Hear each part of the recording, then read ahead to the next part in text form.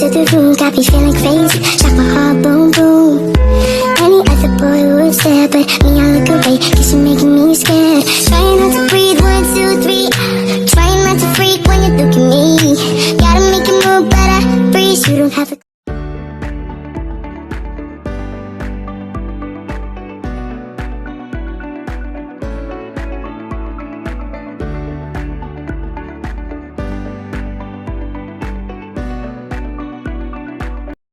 Good morning, class. Before we begin, may I request everyone to please stand. Let us ask for guidance for today's lesson. Heavenly Father, we thank you for this new day and for bringing us together. Bless our minds with understanding, our hearts with kindness, and our efforts with purpose. Guide us as we learn and help us use our knowledge for good. Amen. Before you take your seats, kindly pick up any pieces of paper around you and arrange your chairs properly. Thank you. Please sit down. Let us check attendance first. Class monitor, do you have any absent for today? We will now proceed. Class, have you ever encountered word while reading that you did not understand? What do you usually do when you see an unfamiliar word? That is honest. But what if there is no dictionary or internet available? Today, we will learn a skill that good readers use all the time to understand difficult words. Are you excited? Before we proceed, let us have a short pretest. Read the sentence and choose the correct meaning of the underlined word based on context. Maria was elated when she won the contest. She could not stop smiling. What do you think elated means? Correct. Very good.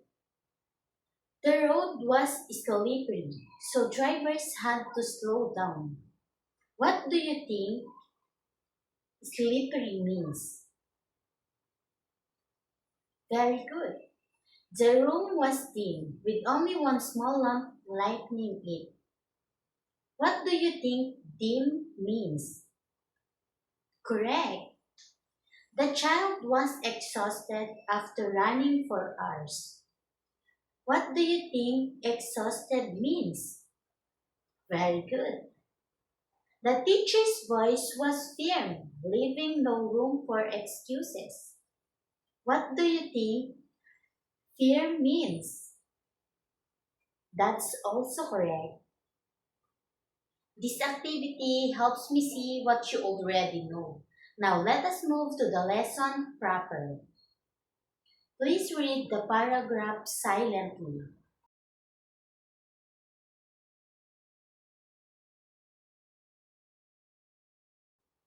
Which word seems unfamiliar? Very good. What clues in the sentence help you guess its meaning?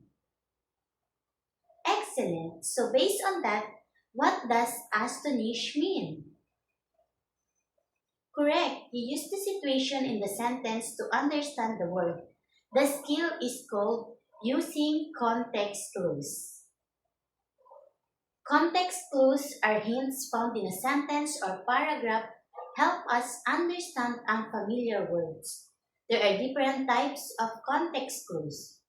Definition, synonym, antonym, example, and inference. Context clues. Hints that help us understand unfamiliar words. Definition. Context clue. The meaning of the word is directly explained. Synonym. Context clue. A word with the same or similar meaning is given. Antonym. Context clue. A word with the opposite meaning is used. Example. Context clue. Examples help explain the word. Inference. Context clue. The meaning is guessed using clues from the sentence. Let us look at this sentence.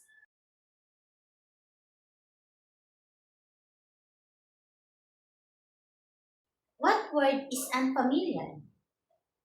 What words help us understand timid? Correct. Since timid is the opposite of brave, what does timid mean? Very good. That is an antonym context clue. Now work with your seatmate. Read each sentence, identify the unfamiliar word, determine its meaning, and identify the type of context clues used. Good job, pair 1. Can you share your answer? Excellent reasoning. This time, you will read a short informational text, underline unfamiliar words, infer their meanings, and explain the context clues used.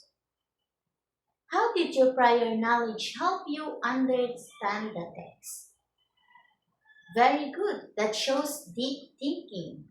Now, imagine you are reading a news article with difficult words. Your task is to write a short annotated paragraph where you identify unfamiliar words, explain their meanings using context clues. This will be checked using a rubric focusing on accuracy, clarity, organization, and language use. Let us check what you learned today. The desert is arid, receiving very little rain. What does arid mean? Correct, very good. The child was reluctant to speak in front of the class. What does reluctant mean? Correct. The sound was piercing, hurting everyone's ears.